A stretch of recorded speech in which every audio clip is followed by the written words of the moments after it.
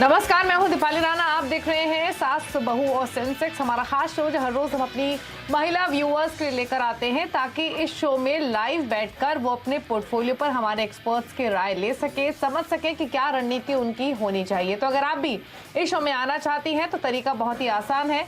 WhatsApp number है आपकी screen पर 7045220000। ये व्हाट्सएप नंबर है, यहाँ अपने सवाल भेज दीजिए आप। इसके अलावा सोशल मीडिया प्लेटफॉर्म यानी फेसबुक, ट्विटर पर ये शो लाइव भी जा रहा है, आप वॉच भी कर सकते हैं। साथ ही वहां #AskAwaz लिखकर अपने क्वेश्चंस भी पोस्ट कर सकते हैं। तो चलिए शुरुआत करेंगे सास बहू और सेंसेक्स की। आज के मेहमान से आपको मिलवा देते हैं। हमारे साथ AUM कैपिटल के रिसर्च हेड राजेश अग्रवाल बने हुए हैं। साथ ही 3 महिला व्यूअर्स हमारे साथ इस शो में आज रहेंगी। गाजियाबाद से पारुल शुक्ला हमारे साथ है, विशाखापट्टनम से सुरेखा है और साथ ही पुणे से वैशाली शिंदे हमारे साथ बनी हुई है। लेकिन पहले फटाफट से मार्केट का एक चेक ले लेते हैं। 2 सेशंस में हमने थोड़ा दबाव मार्केट में आते हुए देखा, आज एक रेंज में घूमते हुए दिखाई दे रहा है। लेकिन इंपॉर्टेंट यह है कि 16,500 के इर्द गिर्द ही फिलहाल निफ्टी रहा है। दिन के ऊपरी स्तरों पर एक सुबह हल्की शुरुआत जरूर हुई, लेकिन एक रिकवरी बनती हुई दिखाई दी है। फेड की पॉलिसी की आउटकम पर नजरें टिकी हुई हैं और उससे पहले हमने तमाम ग्लोबल मार्केट्स में इसी तरीके का रिएक्शन, इसी तरीके की सुस्ती आते हुए देखी है। स्टॉक स्पेसिफिक अगर आप देखेंगे तो आज सपोर्ट आ रहा है IT से, जो कल पॉकेट काफी टूटी थी।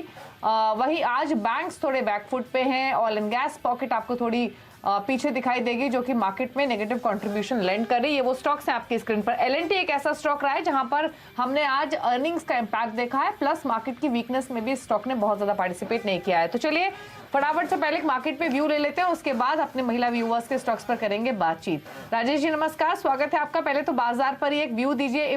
इंपॉर्टेंट ये है कि 16,450 के लेवल को निफ्टी रेस्पेक्ट दे रहा है, वहां तक फैसला 16,440 तक, लेकिन रिकवर होकर अब वापस दिन के ऊपरी स्तरों पर है। क्या यहां से आप मोमेंटम मार्केट में एक्सपेक्ट कर रहे हैं? फेड पॉलिसी आउटकम को लेकर क्या डायरेक्शन आप सजेस्ट कर रहे हैं अपने क्लाइंट्स को? क्या व्यू है मौजूदा लेवल से? देखिए, हमने हमेशा ये मेंटेन किया है कि बाज़ार कैसा भी हो, आपको अपॉर्चुनिटीज़ बाज़ार में मिल ही जाती हैं अगर अच्छे स्टॉक्स पे आप बने रहें तो।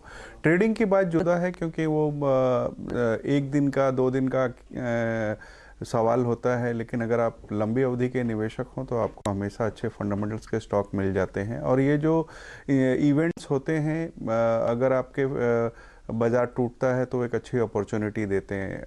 अब रहा सवाल बाज़ार के आउटलुक का, तो अगर आप देखें तो कमोडिटीज़ में जिस तरीके की गिरावट आई है, तो बाज़ार के सामने जो सबसे बड़ी दिक्कत थी वो इन्फ्लेशन को लेकर के थी। और कमोडिटीज़ में जिस तरीके की दिक्कतें आई हैं, दुनिया भर के सेंट्रल बैंकर्स ने जिस तरह के कदम उठाए हैं, उन सब के मद्देनज़र मुझे लगता है कि आने वाले 3 से 6 महीने में यहाँ पर थोड़ी सी संभावना आने लगेगी, इन्फ्लेशन कंट्रोल में आने लगेगा। और मुझे आश्चर्य नहीं होगा कि अगर CY23 में रेदर फेड वापस से दरें घटाने लगे। इस वक्त एक रेंज में है बाज़ार, क्योंकि फेड का आउटकम है 75 बेसिस पॉइंट तक अगर आता है तो बाज़ार ऑलरेडी डिस्काउंट कर चुका है, उसमें कोई बाज़ार को आश्चर्य नहीं होगा। 100 बेसिस पॉइंट कुछ लोग कह रहे हैं, अगर ऐसा आता है तो हो सकता है कि एक नियाजिक रिएक्शन हो, लेकिन मुझे लगता है कि उसके बाद बाज़ार ऊपर की तरफ ही जाएगा, क्योंकि नतीजे जितने भी आए हैं ठीक ठाक ही आए हैं। और 15,800 के लेवल्स जो पिछले हफ्ते के लोज बनाए थे, मुझे लगता है कि वो एक स्ट्रॉन्ग सपोर्ट का काम करेगा। उसके नीचे इस वक्त जाता वो बाज़ार नहीं आ रहा है।